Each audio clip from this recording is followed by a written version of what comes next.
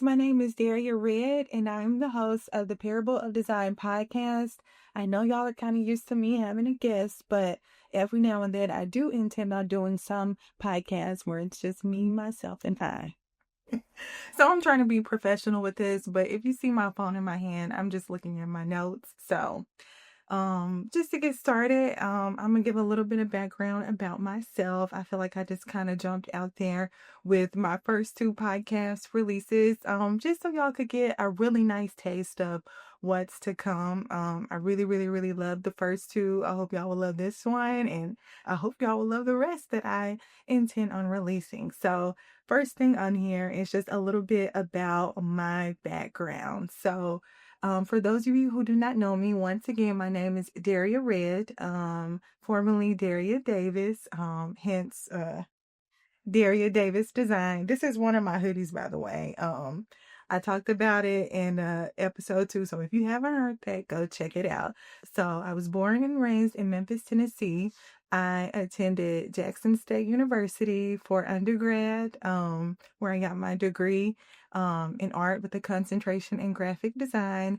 And then about maybe a year and a half after I graduated from Jackson State, I then went to the University of Memphis to obtain my MFA, also in graphic design. So I do have a lot of graphic design experience, but I don't just consider myself a graphic designer. I think at this point, I consider myself more of an artist and designer. That's also something that I spoke about in episode 1. But yeah, I really just enjoy creating, really into painting, really into illustrating, and really from a more technical aspect, I'm into creating solutions for more complex design problems. So that's kind of where the graphic design comes into all of that.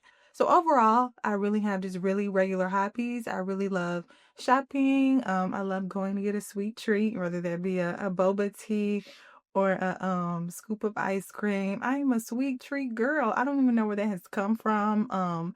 Really love, loving on my doggies and my husband and my friends and family. Just spending time and hanging out. I really love being out in these streets. And what I mean by that is like the farmers market, festivals, all the different fun things that Memphis has, or when we, travel and things like that. I just love adventure and just, seeing new things and experiencing new things. I just love that. So that's a little bit about me. Oh, and also podcasting. I guess I could consider that a hobby as well. As a matter of fact, that it leads me into my next topic, which is what is Parable of Design? So once again, I think I had a few posts that was like, get to know Parable of Design, da da da da da. But basically, Parable of Design is honestly more than a podcast. It's also a brand. So it's really just where life and design intersect. I feel like throughout my life and my career, I saw so many similarities between design principles and the things that I was, kind of going through, or the things that I was learning. So balance is a design principle, and I was learning about having more balance in my life. Hierarchy is a design principle, in the way that I would, reference that as far as life is just, what are you prioritizing? What matters the most? So in that, I was just like, oh, wow, I have this thing where I say my misery does not enjoy company. And I always feel like whatever I learn, I'm really super excited to be able to, kind of tell someone, about that, or hey, give them a shortcut, or and maybe not a shortcut, but just like a cheat code, just kind of plugging them in, because I'm like, hey, been there, done that. You do not, want to go down that route. So that's what it's really about. I have a ton of creative friends who I think are so exciting and just so inspirational. And I just really wanted the opportunity to, get to know them more and share their coolness with the world. And, even beyond them, there are so many just creative people that I'm so excited to get to know and talk to and learn about their stories, learn about, their path to being creative, because as we know, a creative path is such a roller coaster. I think all paths are roller coasters, but I'm, speaking specifically for the type that I have. So just excited. I hope that makes sense. But just stay tuned. If you subscribe and if you continue listening, I think you'll learn more and more about what I intend to show. So today I want to talk about AI and graphic design. So this has been a topic that's been on my mind a lot. I work, as a graphic designer by day. Like that's like my full-time job. So every day I'm being, immersed in new AI technology, software, whatever you want to call it. I'm using AI as like an umbrella term. I know that there are, smaller subsets, different, things that sites and stuff that we can go to, utilize to make photo editing faster, whatever the case may be. So when I say AI, it's just a broad term at this point. I know there are, smaller subsets of it. But I think the thing for me and kind of where I guess like the words of wisdom comes in is that this isn't the first time that I've experienced something like this. So right when I had graduated from college, Canva was like the latest and greatest thing. And don't get me wrong, Canva is still, super cool. I love Canva. I use Canva all the time. I think it's a really incredible tool. But back then, um, people were like, well, what you need a, graphic design degree for when you just have Canva? They can do everything we need. And I love Canva, but Canva can't do absolutely everything. And also Canva needs Wi-Fi. And Canva needs a human to do it, and typically a human with a good eye for design. However, I do feel that Canva is good for beginners and anybody who needs to make whatever, creative assets that they need to make. And for anybody who's ever utilized um Canva, you know that it has so many great qualities. So listen, I am a fan. By no means am I trying to hate on Canva. I absolutely love it. But I was just like, dang, just, freshly with my degree, having learned so many things. And, I felt a lot of value in the skills that I had learned, obtained, and, we're still learning. And I still feel that way to this day. But I just remember there being a very large amount of folks, just articles, whatever, people talking about, Canvas taking over and we're gonna lose our jobs. And I was like, OMG, I just got here, wow, pump the brakes. Okay, now, I'm gonna say we can fast forward about 7 to 8 years later, and AI is at the forefront. It's been, slowly making its way, but it's definitely been advancing at a very fast pace. And once again, I think AI is an incredible tool, just like I felt like Canva, is an incredible tool and still do. But I noticed a large amount of, and this is me being on LinkedIn. Okay, so take that as you will. But I'm certain that people have these conversations amongst themselves and within corporations and businesses and stuff. This topic comes up a lot. But I'm seeing that once again, we're still, having this conversation about how AI is going to take our jobs. Like I literally read an article about it today, and this woman was talking about how, she's gonna pivot and maybe lean not so heavily into graphic design and to utilize her other skills. And I'm like, I'm right there with you. Honestly, I feel the same exact way. I don't necessarily feel intimidated because I know that life repeats itself, and I know that there is a lot of value in what I do, whether companies value that or not. That's, I mean, that's not up to me, I guess. I guess I'm just kind of at a crossroads with it. And in my mind, I try to be, optimistic about what's at hand and the reality of the situation. I don't have a crystal ball. I can't tell you the future. But what I do know is that being a human matters. And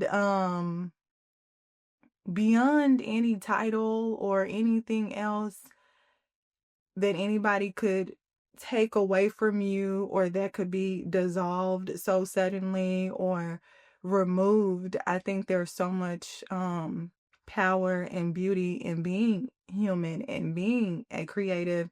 And, I don't need Wi-Fi to work.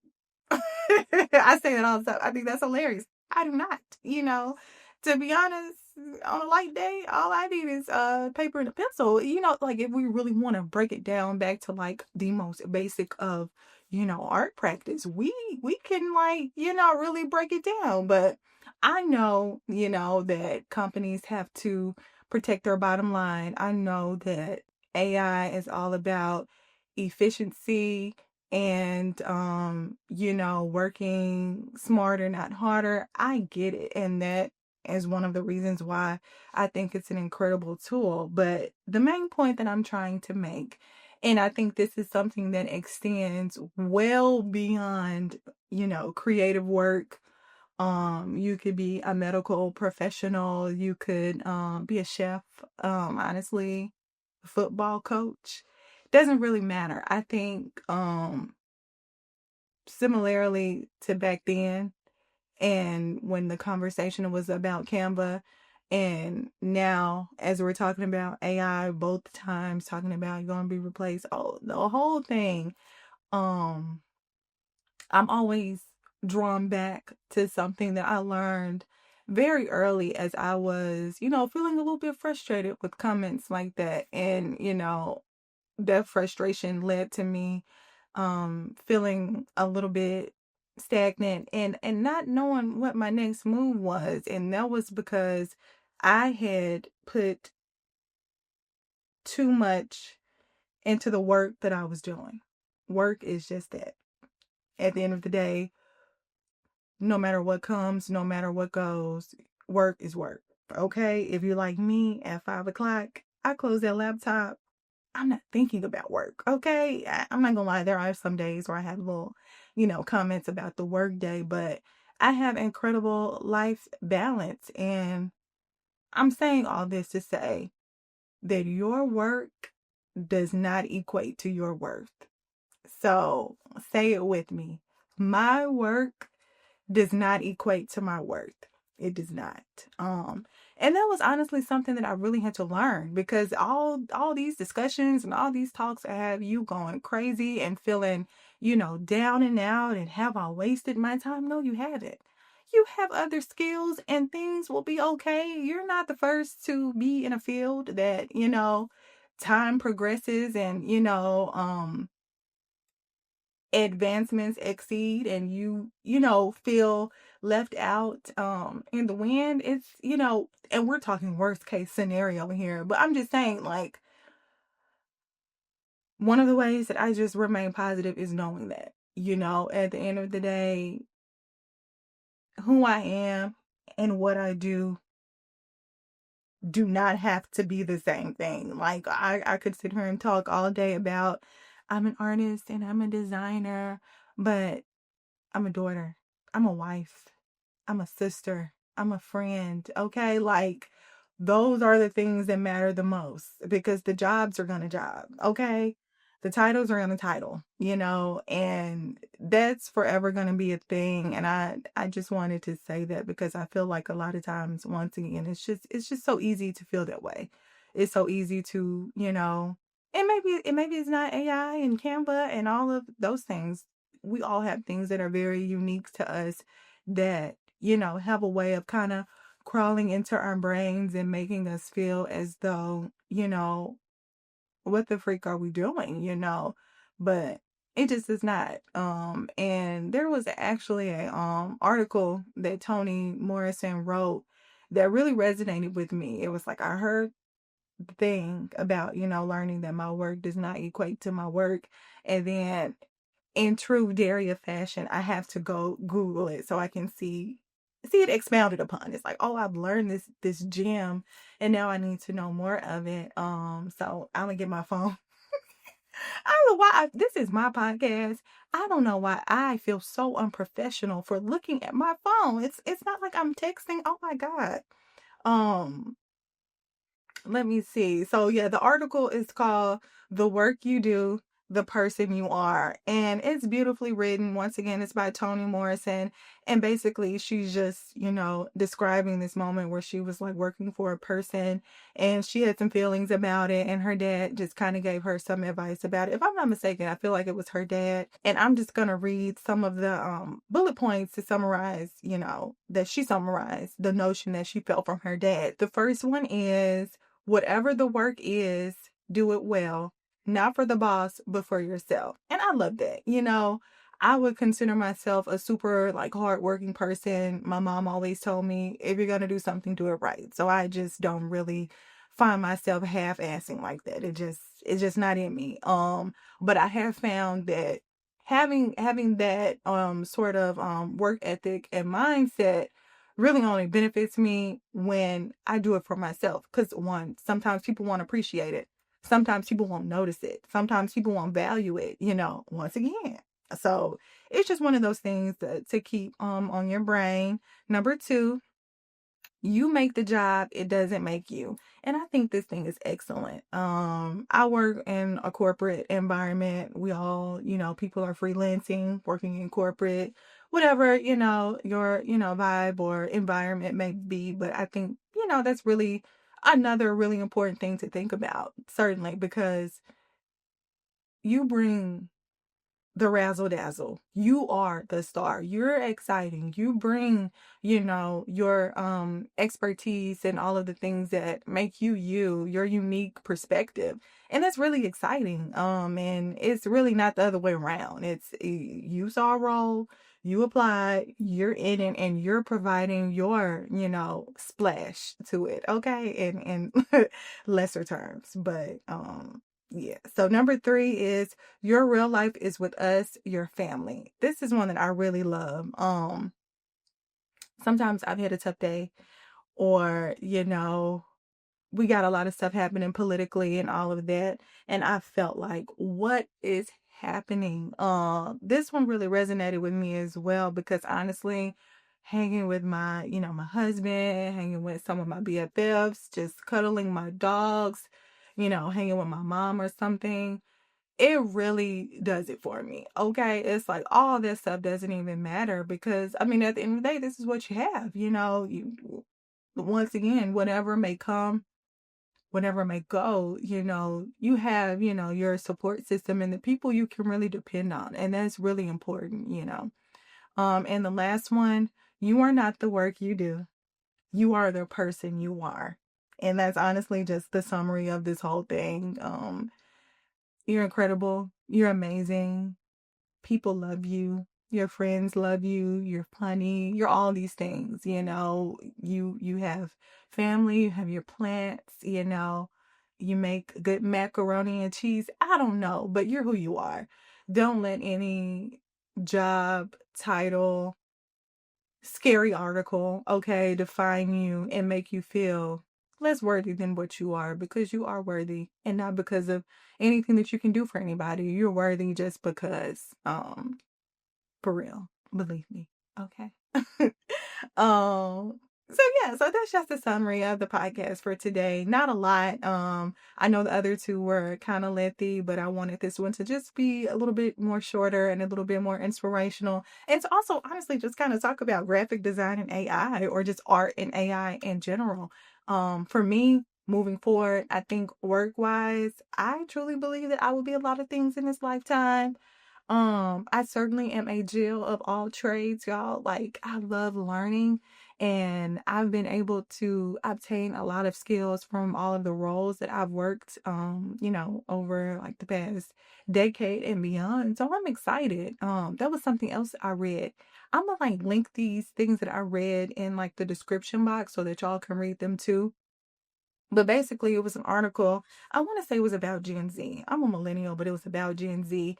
And it was discussing about how basically Gen Z doesn't have a linear career, or maybe the last of folks attempting to have a linear career, something in that range. What I took from it, once again, is that I think that was already kind of out the door where people were, being at jobs for 10 years, 15 years, 20 years. Granted, people are still doing that, but they're typically a lot older. I think nowadays with the job market being, crazy and situations like they saying they gonna take our job. I didn't say it, but they're saying it. Okay.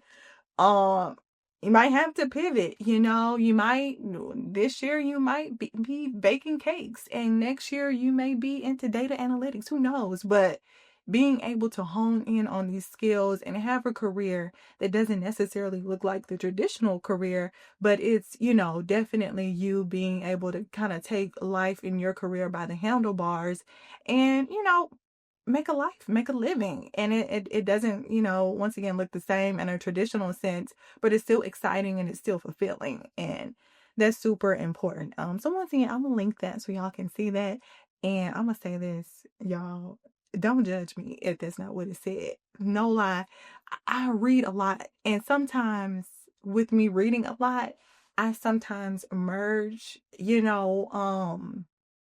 articles together. The Toni Morrison is definitely that, because I wrote notes about that. But honestly, I'm like, I'm reading so much, and then I'm like, where did I read that at? Like, even when it comes to books, I am confusing the plot. I'm like, oh, that was from that book and not that book, and it's a thing, but whatever. But I'm excited. This was a really good episode.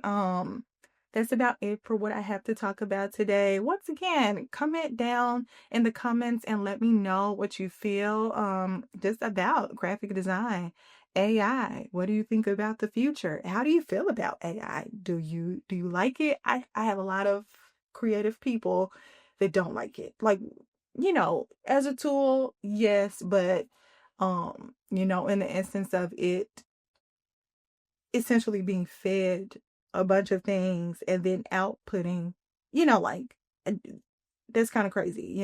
I'm going to input all of this artwork and then I'm going to output artwork that looks like it. Where's the meaning? Where's the thoughtfulness? Where's the human touch? Do people care about human touch? These are the things, this is very interesting, to say the least. But once again, I, am always excited about the future, excited about the present, and that's all you really can do, okay? Life be life it, honestly. And for those of you who are like just graduating and stuff, don't be scared. You are doing just fine. You are going to be okay. You will find a roles, multiple. They will love you. You will obtain them. You will work there, and things will be great. But just have great work-life balance. Love on your friends, love on your family. Go for dinner. Go to lots of dinners. Travel. Because honestly, at the end of the day, we're on a floating rock. And a lot of stuff that we think matter does not matter in this scheme of things. So once again, this has been your girl, Daria Red, from the Parable of Design podcast. Hope you enjoyed this episode. Please make sure to like, subscribe, share, comment, leave me 5 stars on Apple Music or Spotify. Like, love on me. I want the love, honestly. So this has been good. Bye.